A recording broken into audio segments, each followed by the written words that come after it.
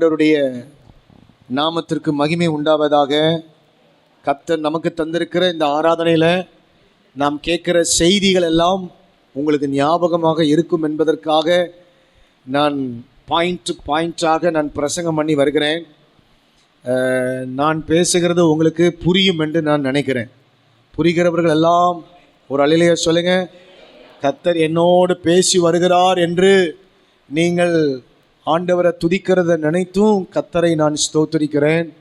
கர்த்தர் இந்த கும்பகோணத்தில் ஆண்டவர் உங்களுக்கு தருகிற வார்த்தை ஒரு நாளும் பொய்யாகாது.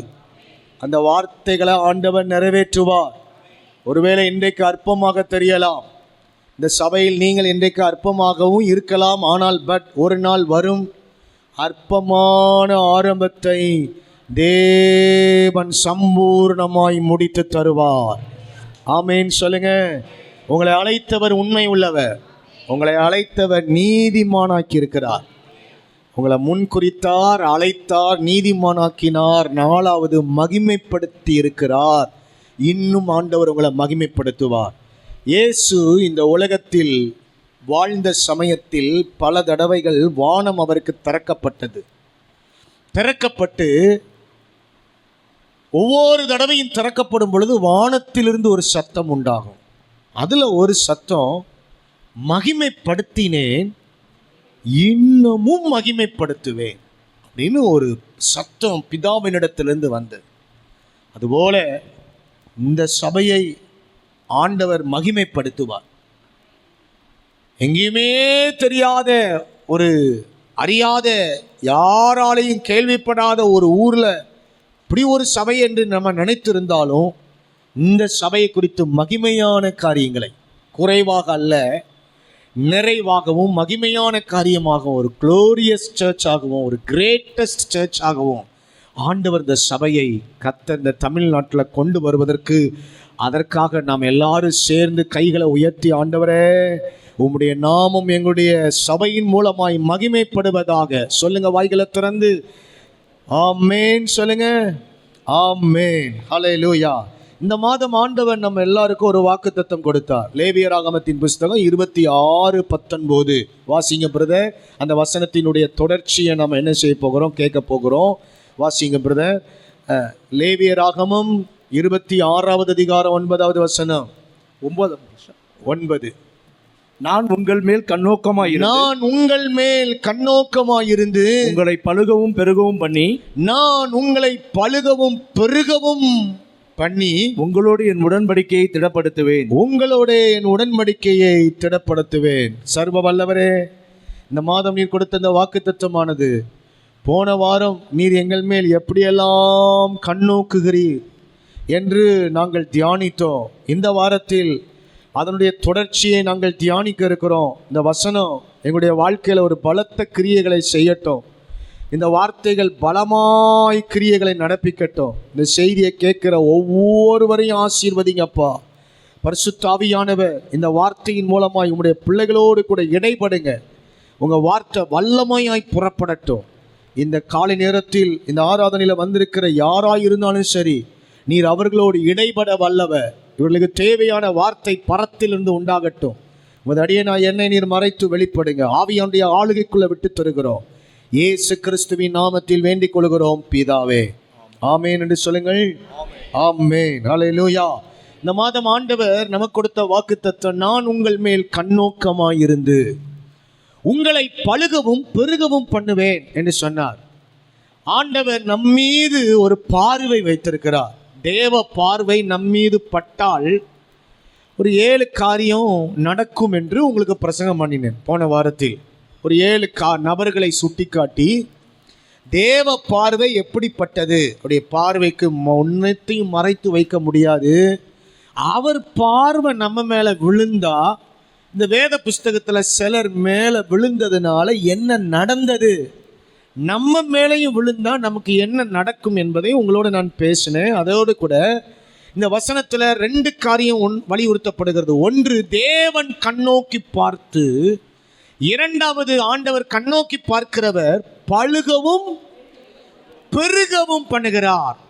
ஆண்டவர் சொல்றார் பாருங்க, ஐ வில் இன்க்ரீஸ் யூ. ஆண்டவர் உங்க எல்லாரையும் பெருக பண்ண வேண்டும் என்று அவர் விரும்புகிறார். ஒரு மல்டிப்ளைங்குள்ளாக ஆண்டவர் உங்களை கொண்டு வரணும்னு விரும்புகிறார். ஒரு பெருக்கத்தை விரும்புகிறவர் நம்முடைய ஆண்டவர். ஆண்டவருடைய பெருக்கம் எப்படி இருக்கும்? ஒரு 7 காரியம் நான் உங்களுக்கு போன வாரத்தினுடைய செய்தியின் கடைசியில் சொன்னேன். ஆண்டவுடைய பெருக்கம் எப்படி இருக்கும்? 1 ஆரம்பித்து கோடியில் போய் முடியும். ஒரு ஆசீர்வாதத்தை பெற்றவள் அக்சால், 10 ஆசீர்வாதத்தை பெற்றவர்கள், 10 மடங்கு ஆசீர்வாதத்தை பெற்றவர்கள் தானியேலும் அவனுடைய நண்பர்களும், 100 மடங்கு ஆசீர்வாதத்தை பெற்றவன் ஈசாக்கு, 1000 மடங்கு ஆசீர்வாதத்தை பெற்றது மோசே இஸ்ரவேல் சபையை ஆசீர்வதித்தது, 10,000 மடங்கு ஸ்ட்ரென்த்தில் பலனில் ஆசீர்வாதம் கிடைக்கிறது, 1,00,000 மடங்கு மிருக ஜீவன்களின், அதாவது பிஸ்னஸில் ஒரு ஆசீர்வாதம், கடைசியில் 7வது கோடாய் நீ பெருகுவாயாக. கோடி மடங்கு பெருக்கம். அது ரெபேக்காளுக்கு ஆண்டவர் அந்த ரெபேக்காளுடைய திருமணத்தில் கோடியாய் ஆசீர்வாதங்கள். இது போலத்தான் தேவனும் நம்மை ஒன்றிலிருந்து ஆரம்பித்து ஆண்டவர் என்ன செய்யணும்? பெருக பண்ணிக்கிட்டே இருக்கிறார். வேதத்தில் ஒரு மனிதனை அழைத்து அவனை 7 விதத்திலையும் 7 காரியத்தில் பெருக பண்ணினார். நான் எத்தனை மடங்கு 7 மடங்குன்னு சொன்னேன், அது ஒரு டாபிக். ஆனால் ஒரு மனுஷனை அழைத்து 7 காரியத்தில் அவனை இன்க்ரீஸ் பண்ணி விட்டார் ஆண்டவர். அவனை மல்டிப்ளை பண்ணி விட்டுட்டார். அதுக்கு ஒரு வசனம் இருக்குது பாருங்க. ஏசாயா 51வது அதிகாரம் 2வது வசனத்தை வாசிங்கள். The book of Isaiah chapter 51 verse number 12 வாசிங்க. ஏசாயா 51வது அதிகாரம் 2வது வசனம். வேகமா நீங்க எடுத்து வாசிக்கிறதா. தகப்பனாகிய ஆபிரகாமையும் உங்களை பெற்ற சாராளையும் நோக்கி பாருங்கள். உங்களை பெற்ற தகப்பனாகிய ஆபிரகாமையும் உங்கள் தாயாகிய சாராளையும் நோக்கி பாருங்கள். அவன் ஒருவனாய் இருக்கையில் நான் அவனை அழைத்து அவனை ஆசீர்வதித்து அவனை பெருக பண்ணினேன். இப்போ பாருங்க, இங்க ஒரு மனிதனை ஆண்டவர் கூப்பிட்டு விக்கிரக ஆராதனையில இருந்த, ஆண்டவரை அறியாத ஒரு மனிதனாக வாழ்ந்தபோது இவனை ஆண்டவர் கல்தேய பட்டணத்தில், ஊர் என்கிற பட்டணத்திலிருந்து ஆண்டவரை அழைத்து கொண்டு வந்து இந்த மனிதனை என்ன செய்கிறார் என்றால் பெருக பண்ணினேன்றார். அப்போ இவனை எதுலெல்லாம் பெருகினான்? ஒரு 7 காரியம் சொல்கிறேன். அதுக்கப்புறம் நம்முடைய பெருக்கத்தை தடை பண்ணுற சில காரியத்தை உங்களோட பகிர்ந்து கொள்ள விரும்புகிறேன். ஒரு மனிதனுக்கு பெருகணும்னு ஆசை இருக்குது. ஆனால் நாம் அதுக்காக என்ன செய்யணும்? நம்முடைய பெருக்கத்தை ஏதோ ஒரு காரியத்தில் தடை உண்டாகிறது. நம்மை ஆண்டவர் பெருக பண்ணுவேன், பழுக பண்ணுவேன், நான் உன் மேல கண்ணோக்கமாக இருக்கிறதே உன்னை நான் பெருக பண்ணுறதுக்காகத்தான் ஆண்டவர் சொல்லிட்டார். ஆனால் நான் பெருக முடியாதபடிக்கு என்ன தடை? அதுதான் இன்னைக்கு பிரசங்கம் தலைப்பு. ஆனால் இங்கே அதுக்கு முன்னாடி ஒரு இன்ட்ரோடக்ஷனாக இந்த மனிதனை 7 காரியத்தில் பெருக பண்ணி, ஆபிராம், இவன் பெயர் ஆபிரகாமாக மாற்றப்படுகிறது. இவன் எந்தெந்த காரியத்திலெல்லாம் பெருகணும் அப்படின்னு நீங்கள் வேதத்தில் வாசித்தீங்கன்னா, ஆதியாகமம் 12:1-2 முதல்ல பெயரில் பெருக்கம் உண்டாகிறது. நேமில் ஆபிரகாமை பார்த்து சொல்கிறார், நான் உன்னை ஒரு பெரிய ஜாதியாக்கி உன்னை இருக்குதா? நான் உன்னை பெரிய ஜாதியா, கிரேட் நேஷன். பெயர்ல ஒரு பெருக்கம். பெயர் உண்மையிலேயே இந்த ஆபிரகாமை இன்னைக்கும் நாம பெயரை உச்சரிக்கிறோம். இப்போ ஒரு பாடல் இருக்குது, கல்வாரி சிலுவையினா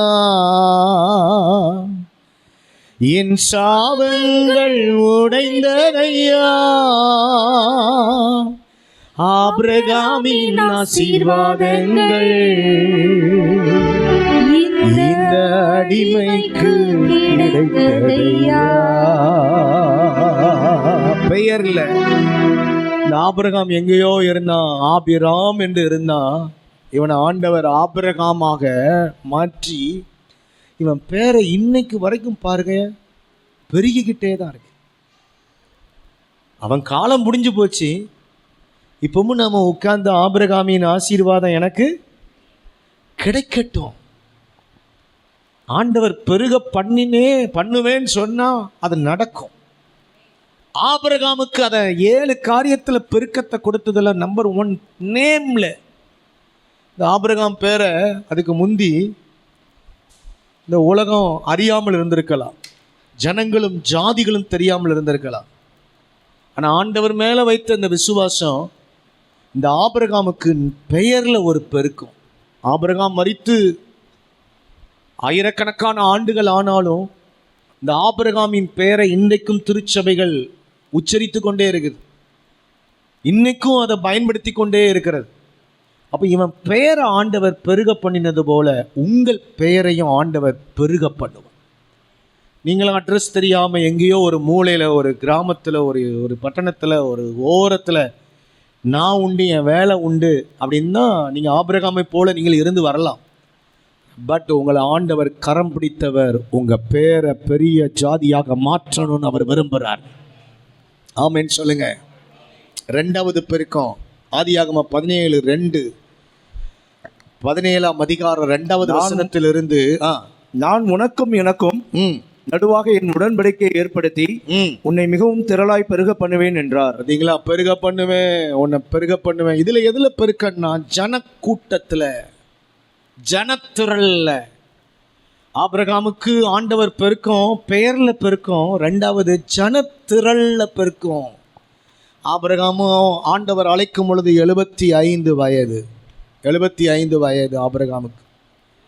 ஆபிரகாமும் ஆண்டவர் அழைக்கும் பொழுது ஆபிரகாம் அல்ல, ஆபிராம். ஆபிராம் என்றால் எக்ஸால்டு ஃபாதர். எக்ஸால்டு ஃபாதர்னா என்ன? உயர்த்தப்பட்ட பிதா. உயர்த்தப்பட்ட பிதா. ஆபிரகாமாக ஆண்டவர் மாற்றார். ஆபிரகாம் அப்படின்னா மல்டிடியூடு ஃபாதர். மல்டிடியூடுனா ஜாதிகளுக்கு பிதா அப்படின்னு பேர் வைக்க, பேரையே மாத்திரா இருப்பார் ஆண்டவர். இந்த ஆபிரகாம 2வது எதில் பெருக பண்றாருன்னா ஜாதிகளிலே, ஜனத்திரல்ல. ஆள் மனுஷர் இல்லை. 75 வயது. அம்மையாருக்கு 65 வயது. சாராள் அம்மாவுக்கு 65. இந்த ஆபிரகாமுக்கு எத்தனை வயது? 75 வயது. ஆண்டவர் அழைக்கும் பொழுது இவங்களுக்கு ஆண்டவர் அற்புதம் செய்யும் பொழுது எத்தனை வயது சொல்லுங்க? 100 வயது. அந்த அம்மையாருக்கு 90 வயது. 90 வயது பாட்டி குழந்தை பெற்றது பைபிளில் இருக்குது. டாக்டராலேயே வழங்கி கொள்ள முடியாது. சாராள் பாட்டியே சிரிக்கிறா 89 வயதில், எனக்கு அடுத்த வருஷம் ஒரு குழந்தை பிறக்குமாங்கன்னு கக்க புக்கான்னு சிரிக்கா. ஆண்டவர் சொல்கிறாரு, கேட்குறாரு, நீ சிரிச்ச அப்படின்னா இவ என்ன செய்கிறா? நான் இல்லை அப்படிங்கா. நீ சிரித்ததுபடியே உனக்கு பிள்ளை பிறக்க போகிற பிள்ளைக்கு அவன் பேரே என்ன வைக்கிறா? ஈசாக்குன்னு என்ன தெரியுமா? புன்னகை, சிரிப்பு, நகைப்பு என்ற அர்த்தம். நகைப்பு. எனக்கு போய் ஆண்டவர் இந்த வயதான காலத்தில் ஒரு பிள்ளைய தந்தாரு அப்படின்னு சிரிச்சுக்கிட்டு, அவன் அதுக்கு முந்தைய பிளான் பண்ணான். நமக்கு வயசாயிட்டு அதில் ஏங்க தான் நம்ம வீட்டில் வேலைக்காரி இருக்கா, ஆண்டவர் கொடுத்த வாக்குத்தத்தை இவன் மூலமாக நிறைவேறட்டும் அப்படின்னு வம்பு இழுத்து விட்டுட்டா. கடைசியில் வம்பு இழுத்து விட்டது இன்னைக்கு வரைக்கும் வம்பாக தான் இருக்குது. இன்னைக்கு வரைக்கும் என்னதான் தான் இருக்குது? வம்பாக தான் இருக்குது. அன்னைக்கு இழுத்து விட்டது. கடைசியில் பார்த்தீங்க அப்படின்னா இந்த சாரால ஆண்டவர் பிளஸ் பண்ணுற ஒரு பிள்ளையை கொடுக்குறாரு, ஈசாக்க. இன்னைக்கு பார்த்தீங்கன்னா அப்பான்னு கூப்பிட்றதுக்கு பிள்ளை பார்த்தீங்கன்னா ஏராளமாய் கர்த்தர் கொடுத்துருக்கிறார். ஆபிரகாமின் சந்ததியை இன்னைக்கு பெருசாகிட்ட. நாமும் யாருடைய சந்ததியில் தான் சேர்க்கப்படுறோம்? ஆபிரகாமின் சந்ததியில் தான் சேர்க்கப்படுறோம். ஆபிரகாமின் ஜனத்திரள் பாருங்க, இன்னும் கும்பகோணத்தில் எவ்வளவோ பேர் சேர்வார்கள், எவ்வளவோ பேர் சேர்வார்கள். பிள்ளை இல்லாத இருக்கும் பொழுது ஆபிரகாமை கூப்பிட்டு ஒரு நாள் ஆண்டவர் சீசோர்ஸுக்கு கூப்பிட்டு போகிறார். இங்கே சீசோர்ஸ் கும்பகோணத்துலேருந்து 50 கிலோமீட்டர் இருக்குமா? 50 கிலோமீட்டர்ஸ் இருக்கும். நாகப்பட்டினம் 70யா? 50க்கு மேலே இருக்கும்.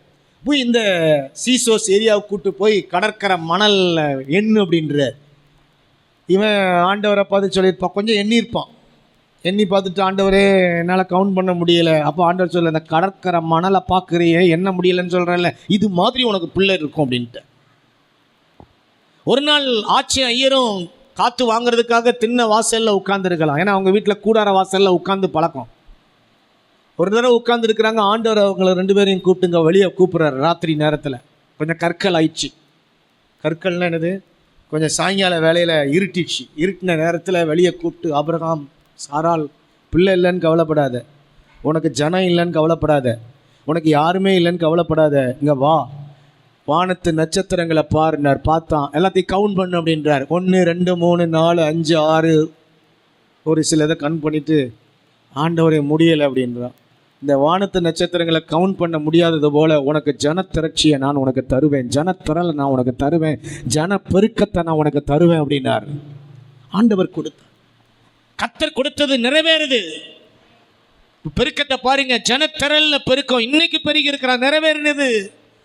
3வது ஒரு பெருக்கம் இந்த ஆபிரகாமுக்கு கொடுத்த பெருக்கத்தில் 3வது ஆதியாகமம் 13வது அதிகாரம், the book of Genesis chapter 13 verse number 2 and 6. அதுல நீங்க வாசித்து பார்த்தீங்கன்னா, ஆபிரகாம் மிருக ஜீவன்களும் வெள்ளியும் பொன்னுமான ஆஸ்திகளை உடைய சீமானாயிருந்தான். வெள்ளியும் பொன்னும் ஆஸ்தியும் உடைய சீமானாயிருந்தான்.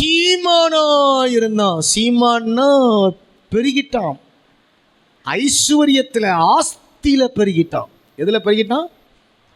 ஆஸ்தியில, ஐஸ்வர்யத்துல. ஆதியாகமம் 13வது அதிகாரம் 2வது வசனத்துல ஆபிரகாமுக்கு ஆண்டவர் கொடுத்த பெருக்கம் 3வது பெருக்கம் எதுலன்னா ஆஸ்தியில, ஐஸ்வர்யத்துல பெருக்கம். இந்த ஆபிரகாம் வெள்ளியும் பொன்னும், அது மாத்திரமல்ல ஆஸ்தியிலையும் எல்லாத்துலையும் அவன் சீமானா இருந்தான். ஆபிரகாம் வீட்டுக்கு தண்ணி குடிக்க நீங்க போனீங்கன்னா, நம்ம வீட்டுக்கு தண்ணி குடிக்க யாராவது வந்தாங்கன்னா நம்ம வீட்டு செம்பு தரையிலேயே இருக்காது, அது பெந்தைக்கோஸ்தே செம்பு மாதிரி ஆடிக்கிட்டே இருக்கும். அது அர்த்தம் என்ன? சீதனத்துக்கு மாமனார் கொடுத்த செம்பு, அது சண்டை 2-3 நேரம் வந்து அந்த செம்பு என்ன செஞ்சிருக்கும், சப்பி போயிருக்கும், அது கடந்து ஆடிக்கிட்டே இருக்கும். ஆனால் ஆபிரகாம் வீட்டுக்கு போனீங்கன்னா அவன் வீட்டில் செம்பை கொடுத்து, நம்ம எவர் சில்வர் செம்பை யூஸ் பண்ணுவோம், பித்தளையில் யூஸ் பண்ணுவோம். ஆபிரகாம் வீட்டுக்கு தண்ணி குடிக்க போனீங்கன்னா ஆபிரகாம் எதை தான் யூஸ் பண்ணுவார்? தங்க செம்பில் கொடுப்பார், வெள்ளி செம்பில் கொடுப்பார். கட்டாயம் போனோம், தண்ணி குடிக்கிற மாதிரி குடிச்சிட்டு டப்புன்னு என்ன செஞ்சிடணும், செம்பை தூக்கி உள்ளே போட்டுறணும் அப்படின்னு நீங்கள் என்ன செய்யலாம், யோசிக்கலாம். அந்த அளவுக்கு அவ்வளோ பணக்காரனாக இருந்தான். வசதிகளும் வாய்ப்புகளும் அவனுக்கு ரொம்ப ஜாஸ்தி. பெருக்கத்தை பாருங்க. கர்த்தர் அவனை பிளஸ் பண்றார். கர்த்தரை நம்பி நீங்க வருகிறீர்கள், பிளஸ் பண்றவர் கர்த்தர். நீங்க பணத்துக்கு பிறகு போ தேவையில்லை, பணம் உங்களை தேடி வரும், உங்களை தேடி வரும். அதுக்காக பண ஆசை பிடித்தவர்களை நாம் இருந்துடக்கூடாது. பண ஆசை எல்லா தீமைக்கும் வேறா இருக்குது. கத்துத்தர்ற பணத்தை பாதுகாக்க தெரியணும் உங்களுக்கு. கத்துத்தர்ற பணத்தை நீங்கள் திட்டமிட்டு செலவு பண்ண தெரியணும். உங்களுக்கு தர்ற ஆஸ்தியை, உங்களுக்குரியதை நீங்கள் பற்றி கொள்ளணும்.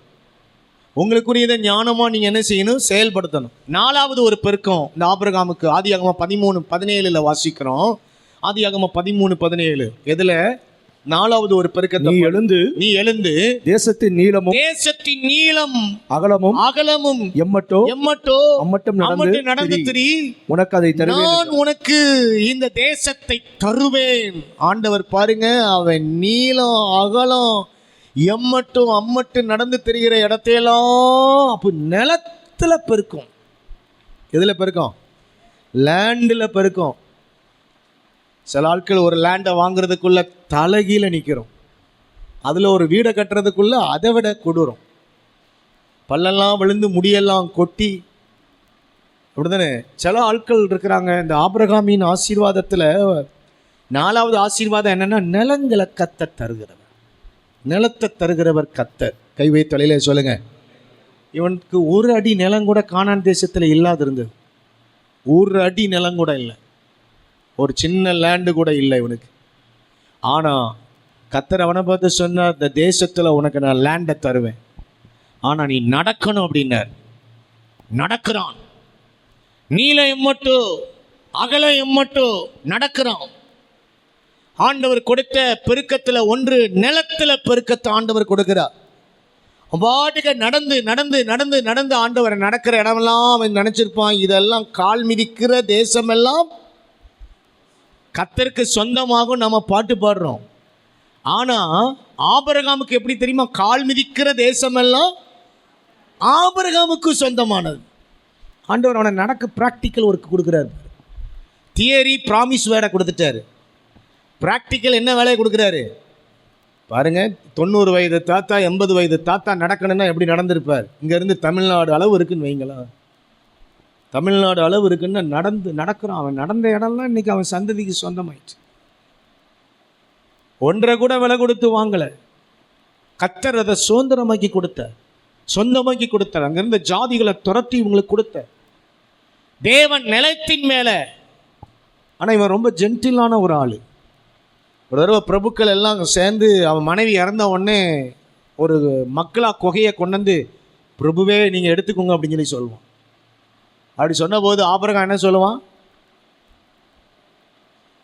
சொல்லுங்க? ஆபிரகாம் கல்லறை தோட்டத்தை வாங்கும் பொழுது, அவன் மனைவியை புதைக்கிறதுக்காக இடத்த வாங்கும் பொழுது, பிரபுக்கள்லாம் நீங்கள் அதை எடுத்துக்கோங்க எசம்மா அப்படின்னு சொல்லி சொல்லுவாங்க. அப்போ ஆபிரகாம் சொல்லுவான், நான் அதை உன் கையில் விளக்கரையும் தான் வாங்குவேன். விளக்கரையும் கொடுத்து நாணயமான ஒரு ஆள், நாணயமான ஒரு ஆள். ஆனால் கர்த்தர் கொடுத்தா எதையும் வாங்கிக்கிடுவான். கைத்தட்டி கர்த்தரை தோத்திரம் பண்ணுங்க. மற்றவர்கள் எனக்கு என்னமா கொடுத்தா வேண்டாம், கர்த்தர் எனக்கு தந்தா காணானையே நான் வாங்கிக்கிடுவேன். ஆபிரகாமுடைய அந்த நேர்மையான குணம், ரொம்ப நேர்மையான குணம். இன்னொரு இடத்துல சோதோமின் ராஜா வந்துட்டு சொல்வார், பொருட்களை எல்லாம் எடுத்துக்கோ. நம்ம என்ன சொல்லுவோம்? ஏஜி சர்ச்சில் வந்து சாட்சி சொல்லுவோம், கர்த்தர் எனக்கு ஒரு பெரிய அற்புதம் செஞ்சார், நிறைய பொருளை நான் கேட்காமலேயே தந்தா. இவன் ஆபிரகாம் சொல்கிறான், ஒரு சிரட்டை கூட எனக்கு வேண்டாம். அங்கிட்டு போய் என்ன சொல்வீர்னா, ஆபிரகாம தேவன் ஐஸ்வர்யவனாக்கலை. யார் ஐஸ்வர்யவனாக்கினான்? நான் தான் ஆக்கினேன் என்று நீ சொல்லிடுவன் சொல்லி 2 கையை உயர்த்தி சொல்கிறான். வானத்தையும் பூமியையும் உண்டாக்கி உடையவராக இருக்கிற வானத்துக்கு நேராக என் தேவனுடைய நேராக என் கைகளை ஏறெடுத்து சொல்லுகிற ஒன்று எனக்கு வேண்டாம். ரொம்ப gentleman.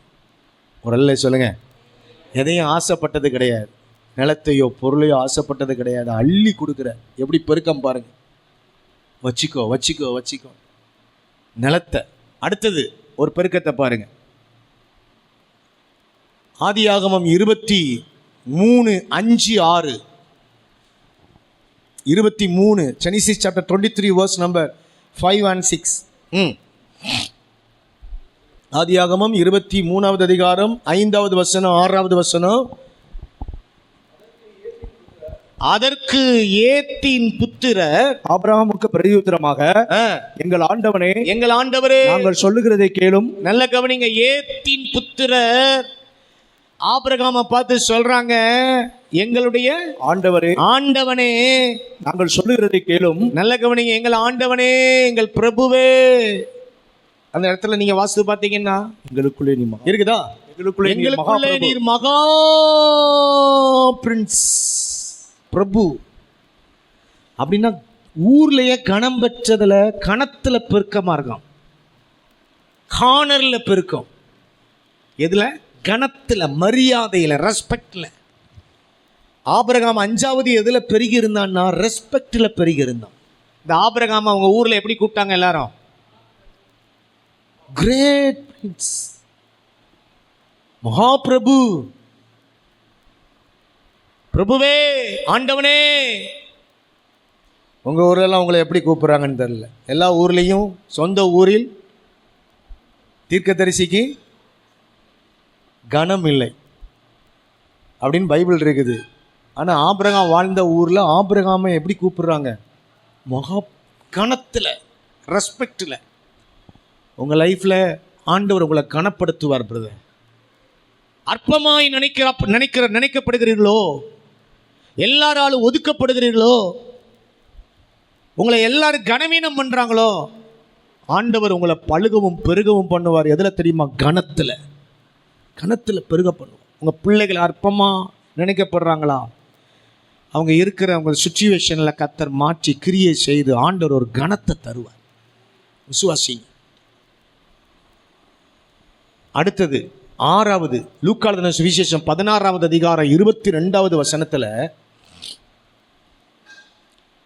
Look chapter 16 verse number 22. அதில் லாசரு ஐஸ்வர்யவான் கதையில் லாசரு மரித்து, வாசிங்க, லூக்கா 16:22. பின்பு அந்த தரித்திரன் மரித்து தேவதூதரால் ஆபிரகாமுடைய மடியிலே கொண்டு போய் தேவதூதனால் ஆபிரகாமின் மடியிலே கொண்டு போய் விடப்பட்டான். பரதீசிலே யாருடைய மடியா இருக்குது? ஆபிரகாம். சொல்லுங்க. ஆபிரகாமின் மடி. ஆமா அப்பா, இங்கதான் பெருகி இருந்தாருன்னா புலத்திலையும் பரலோகத்திலையும் அவருக்கு பெருக்கும். அது வரைக்கும் செத்து போன ஆட்கள் எல்லாம் யார் மடியில தான் கடந்திருக்காங்க? ஆபிரகாமின் மடி பரதீசு. அந்த பரதீசியில ஆபிரகாமின் மடியில தான் இவர் கடந்திருக்கான் லாசர். அப்படி பார்த்தா இதுல என்ன பெருக்கும் அப்படின்னா, பரலோகம் முழுவதும் ஆபிரகாமின் மடி. ஆபிரகாம் பரலோகத்துல கூட ஒரு பெருக்கும். பரலோகத்தில் எனது பெயர் எழுதிவிட்டார் என் இயேசு. ஒரு தடவை எழுதினதுக்காகவே என் வாழ்வில் நோக்கமெல்லாம் இயேசுவுக்காய் வாழ்வதுதான். பரலோகமே ஆபிரகாமின் மடின்னு எழுதிட்டார். கைத்தட்டி கத்தர தோத்திரம் பண்ணுங்க. ஆபிரகாமே உன்னை பெருக பண்ணுவேன்னு சொன்னவர் அவர் பெருக்கத்தை கொடுக்கிறார் பாருங்க. பரலோகத்திலையும் பெருக்கும். அப்பா, பூமியில தான் பெருக்கும், சொந்தக்காரங்க நடுவில் தான் பெருக்கும், நிலத்துல பெருக்கும், ஜனத்திரல்ல பெருக்கும், பெயர்ல பெருக்கும். இப்போ பரலோகத்துக்கு போனாலும் ஆபிரகாமின் மடியில தான் எல்லாரும் போய் கிடக்கிறாங்க. இன்னும் ஒன்று இருக்குது. 6 சொல்லியிருக்கிறேன்னா இன்னும் 1 7. ஆதியாகமம் 12:2-3 மறுபடி வாசிங்க. ஆதியாகமம் 12:2. பெரிய ஜாதியாக்கி உன்னை ஆசீர்வதித்து உன் பேரை பெருமைப்படுத்துவேன். நீ ஆசீர்வாதமாய் இருப்பாய். உன்னை ஆசீர்வதிக்கிறவளை ஆசீர்வதிப்பேன், உன்னை சபிக்கிறவனை சபிப்பேன். பூமியில் உள்ள வம்சங்கள் எல்லாம் உனக்குள் ஆசீர்வதிக்கப்படும் என்றார். நல்ல கவனிங்க. பூமியில் உள்ள வம்சங்கள் எல்லாம் உனக்குள் ஆசீர்வதிக்க. வம்ச ஆசீர்வாதம். வம்சத்துல ஒரு பெருக்கம். தலைமுறை, ஜெனரேஷன்ல சில ஜெனரேஷன்லாம் நின்றுது. ஒரு குறிப்பிட்ட காலம் வரைக்கும் தான் வாழ்கிறாங்க. அதுக்கு அடுத்தால ஆள் இல்லாமல் போய் விடுகிறார்கள். பெரிய பெரிய ஆட்கள்லாம் அப்படி போய் விடுகிறார்கள். ஆனால் ஆபிரகாமின் வம்சத்தையோ கர்த்தர் சொல்றார், உனக்குள்ள இந்த பூமியில் உள்ள வம்சங்கள் எல்லாம் ஆசீர்வதிக்கப்படும். வம்சம் நிற்குது, அவன் தலைமுறை நிற்குது.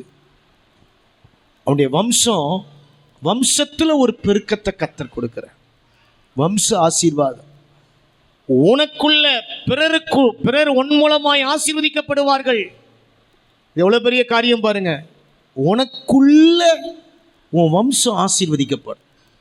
ஒரு யோசேப்பின் நிமித்தம் போத்திபாருடைய வீடு ஆசீர்வதித்தார். உங்களால் உங்க இன்ஸ்டிடியூஷன் ஆசீர்வதிக்கப்படும். உங்க வீடு உங்களால் ஆசீர்வதிக்கப்படும். நீங்க ஒரு ஆபிரகாமா இருக்கணும். நீங்க ஒரு ஆபிரகாமா இருந்தீங்கன்னா உங்களால் நீங்க போற இடம், நீங்கள் எந்த கடைக்கு போகிறீங்களோ அந்த கடைக்காரர் சொல்வார், ஏங்க நீங்கள் வாங்கினா தான் நல்ல வியாபாரம் இருக்குது. உங்களை பார்த்து யாராவது சொல்லியிருக்காங்களா? ஆடி போய் கிடக்கும் சில கடை. நீங்கள் போய் ஜாமான் வாங்குவீங்க, உங்கள் மேலே கிருபை இருக்குதா அப்படின்னு ஒரு டெஸ்ட் பண்ணி பாருங்கள். உங்கள் மேலே கிருபை இருக்குதான்னு. கிருபை உள்ள ஆட்களை கண்டுபிடிச்சிடலாம். கிருபைன்னு பாட்டு பாடுறாருக்கும் முக்கியம் இல்லை. உங்கள் மேலே ஒரு கிருபை இருக்குது, உங்கள் மேலே நீங்கள் ஆசீர்வாதமான பாத்திரமானு தெரிஞ்சால் ஓடாத கடைக்கு போங்க. நான் அப்படிதான். எந்த கடை ஓடலையோ அந்த கடையில் போய் ஜாமான் வாங்குவேன். அப்புறம் பார்த்தா நமக்கே ஜாமான் கொடுக்க மாட்டாங்க. ஏன்னா கொடுக்கறதுக்கு கூட்டம் ஜாஸ்தி ஆயிரும். ஏன்னா ஆடி போய் கடந்தது, காஞ்சி போய் கடந்தது. சில நேரங்களில் ஆண்டவர் உங்களை கொண்டு வம்சங்களை ஆசீர்வதிக்க ஆரம்பிப்பார். நிறைய இடங்கள் உங்களால் தூர்த்து போடப்பட்ட இடங்கள் அது திறக்கப்பட்டு நீரூற்றுகள் புறப்படும். சுவாசிங்க, நம்புங்க. கர்த்தர் பெருக்கத்தை இப்படித்தான் வம்ச பெருக்கத்தை கர்த்தர் கொடுத்தார். நீங்க போற இடங்கள் எல்லாம் ஆசீர்வதிக்கப்படுவதற்கு கர்த்தர் கிரியை செய்வார். ஆமென் சொல்லுங்க. நம்மளால பிறரும் ஆசீர்வதிக்கப்படுவாங்க. நம்ம சர்ச்சை தொடங்கி சில வாரங்களில் இந்த இடத்துல 2வது வாரமோ 3வது வாரமோ நினைக்கிறேன், ஒரு தங்கச்சி அழைத்து கொண்டு வந்தாங்க. அப்போ சுய நினைவை இழந்து போய் வந்தா. உங்கள் எல்லாருக்கும் தெரியும், கைகாலெல்லாம் நடுக்கம், நிற்க முடியலை அவளுக்கு, பயங்கரமான நடுக்கம்.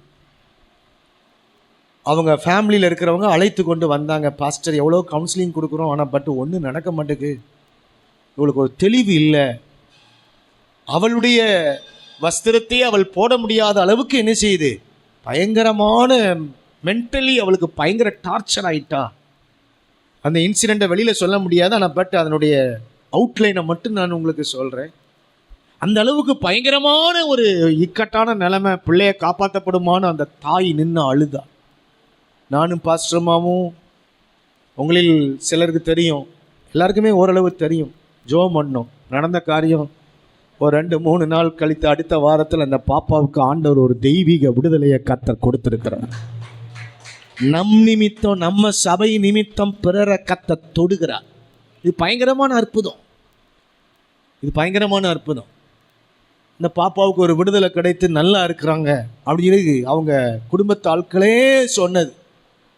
அருமையானவர்களே, உங்களின் நிமித்தம் நீங்கள் ஒரு சின்ன ஜபம் தான் பண்ணுவீங்க, ஒரு சின்ன ஜபம், ஆண்டவர் தொட்டு ஒரு பெரிய விடுதலையை கொடுத்துருவேன். இப்போ தான் என் பிரசங்கத்தையே ஸ்டார்ட் பண்ண போகிறேன். அடுத்த வாரம் பார்த்துருவோண்ணே. இப்போ 7 சொல்லிட்டேன்ல, அடுத்த வாரம் பார்த்துருவோம், சரிங்களா? இந்த 7 போதும், இந்த 7 போதும். இனி அடுத்த வாரம் நம்ம பெருக்கத்தை தடை பண்ணுற தடைகள் என்ன, அதை நான் உங்களுக்கு சொல்லித்தரேன். பெருக்கத்தை தடை பண்ணுறது யாரு, இந்த பெருக்கத்தை தடை பண்ணுறது யார்? இப்போ இந்த ஆபிரகாமின் பெருக்கம், 7 பெருக்கம் சொல்லுங்கள். எதுலெல்லாம் பெருக்கணும்? பெயரில், ஜனக்கூட்டத்தில், ஆஸ்தியில், நிலத்தில், கணத்தில், பரலோகத்தில், வம்சத்தில். எழுமி நிற்போம், கைகளை உயர்த்துவோம், ஆண்டவரை பார்த்து சொல்லுவோம், ஆண்டவரே இந்த அற்புதமான நேரத்தில் நீர் எங்களோடு பேசின இந்த வாக்குத்தத்தத்தின் செய்தியின் தொடர்ச்சிக்காக உமக்கு ஸ்தோத்திரம். கையை உயர்த்தி ஸ்தோத்திரம் பண்ணுங்க. இந்த செய்தியை ஆண்டவர் உங்களுக்கு தந்ததற்காக ஒரு நோக்கம் ஆண்டவர் வைத்திருக்கிறார். ஓ ஸ்தோத்திரம். நான் உங்கள் மேல் கண்ணோக்கமாக இருந்து உங்களை பழுகவும் பெருகவும் பண்ணுவேன், உங்களை பழுகவும் பெருகவும் பண்ணுவேன், உன்னை சும்மா விட மாட்டேன். ஓ ஸ்தோத்திரம். நீ குறுகி போவது இல்லை மகளே, மந்தை பெருகுவது போல நீ பெருகுவாய். உன்னில் மனிதர்களை நான் பெருக பண்ணுவேன், உன்னை வர்த்திக்க பண்ணுவேன். ஆபிரகாமை ஆண்டவர் ஒருவனாயிருக்கும் பொழுது அழைத்தார். நீ ஊரில் ஒருவனாக, கோத்திரத்தில் ஒருவனாக, குடும்பத்தில் ஒருவனாக அழைக்கப்பட்டிருக்கிறாய். நான் தனி ஆளாக கர்த்தர் என்னை அழைத்திருக்கிறார் என்று ஒரு சோர்ந்து போய் வந்திருக்கலாம். நீ தனி ஆளாக அல்ல, கர்த்தர் உன்னை பெருக பண்ண போகிறார், பெருக பண்ண போகிறார். ஓ முதல் பெருக்கமே ஆபிரகாமுக்கு பெயர்ல தான். உங்க பெயரை கெடுக்கிற எல்லா அந்தகாரங்கள் விலகும்படியாக கையை சுத்தி நல்லா ஜெபம் பண்ணுங்க. உங்க பிள்ளைகளின் பெயரை கெடுக்கிற எல்லா ஆவிகளையும் விரட்டுங்க இயேசுவின் நாமத்தினாலே. என் பேரை கெடுக்க நினைக்கிற எல்லா அந்தகாரங்கள் விலகி போகட்டும். ஸ்தோத்திரம் பண்ணுங்க, கைகளை அசைத்து. அல்லேலூயா. 2வது ஆபிரகாம் பெருக்கம், ஜனத்திரள்ல பெருகிறான். யாருமே இல்லை என்று நினைக்காதீர்கள். எனக்கு யாருமே இல்லையே, மனித உதவி இல்லையே, மனிதர்கள் ஒருவரும் எனக்கு சப்போர்ட் பண்றதுக்கு ஆள் இல்லையே என்று நினைக்காதீர்கள். இந்த ஆபிரகாம் ஆண்டவர் பழுகவும் பெருகவும் செய்தார். ஜன திரட்சி ராஜாவின் மகிமையாக மாறப்போகிறது. ஓ இன்றைக்கு ஒரு குறைவான ஒரு மைனாரிட்டி பீப்புளா நீங்க இருக்கலாம், ஒரு மெஜாரிட்டியாய் கர்த்தர் உங்களை கொண்டு வருவார். எல்லாம் கை தட்டி கர்த்தரை ஸ்தோத்திரம் பண்ணுங்க. ஸ்தோத்திரம் ஸ்தோத்திரம் ஸ்தோத்திரம். ஆஸ்தியில பெருக்கம், ஆஸ்தியில பெருக்க. பாஸ்டர் என் வீட்டுல தரித்திரம் தாண்டவம் ஆடுகிறது நீங்க சொல்லலாம். கடன் பிரச்சனையில் இருக்கிற கையை உயர்த்தி ஜெபம் பண்ணுங்க. என்னை ஆசீர்வதிக்கிறவர் நீங்க தான்ப்பா. எந்த மனிதனும் தந்து நான் மேல வரேன், நீங்க எனக்கு தாங்க ஆண்டவரே. கையை உயர்த்தி எல்லாம் ஜெபம் பண்ணுங்க. நீங்க எனக்கு, நீங்க என் பிள்ளைகளுக்கு எல்லாத்தையும் கொடுக்க வல்லவர். ஸ்தோத்திரம். நிலத்துல ஒரு பெருக்கம், ஒரு அடி கூட இந்த ஊர்ல இல்லாம இருக்கலாம். அல்லேலூயா. ஒருவேளை 1-2 உங்களுக்கு தந்திருக்கலாம். கர்த்தர் இன்னும் தர வேண்டியது நிறைய இருக்கிறது. 2 கையை உயர்த்தி ஆண்டவரே அல்லேலூயா. நீர் எவ்வளவு தரணும்னு நினைக்கிறீங்களோ, எம்மட்டு நீளமோ எம்மட்டு அகலமோ ஆண்டவர் நீர் தர வல்லவர். ஸ்தோத்திரம் பண்ணுங்க, கைகளை உயர்த்தி. ஸ்தோத்திரம் ஸ்தோத்திரம் ஸ்தோத்திரம் ஸ்தோத்திரம் ஸ்தோத்திரம். ஓ ஹல்லேலூயா ஹல்லேலூயா ஹல்லேலூயா. எல்லாம் சேர்ந்து பாடுவோம். ஆமென். கல்வாரி சிலுவையினால் என் சாபங்கள் உடைந்ததையா கல்வாரி சிலுவையினா, என் சாபங்கள் உடைந்ததையா ஆபிரகாமின் ஆசீர்வாதங்கள் இந்த அடிமைக்கு கிடைத்ததையா, ஆபிரகாமின் ஆசீர்வாதங்கள் இந்த அடிமைக்கு கிடைத்ததையா. நன்றி நன்றி நன்றி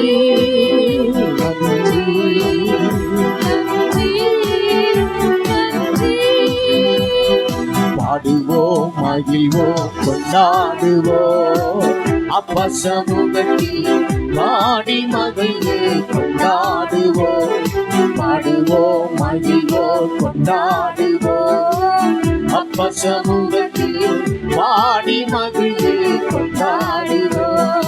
இயேசுவை உம் இரத்தத்தால் என்னை நீதிமானாய் மாற்றினீரே. சொல்லுங்க, இயேசுவை உம் இரத்தத்தால் என்னை நீதிமானாய் மாற்றினீரே.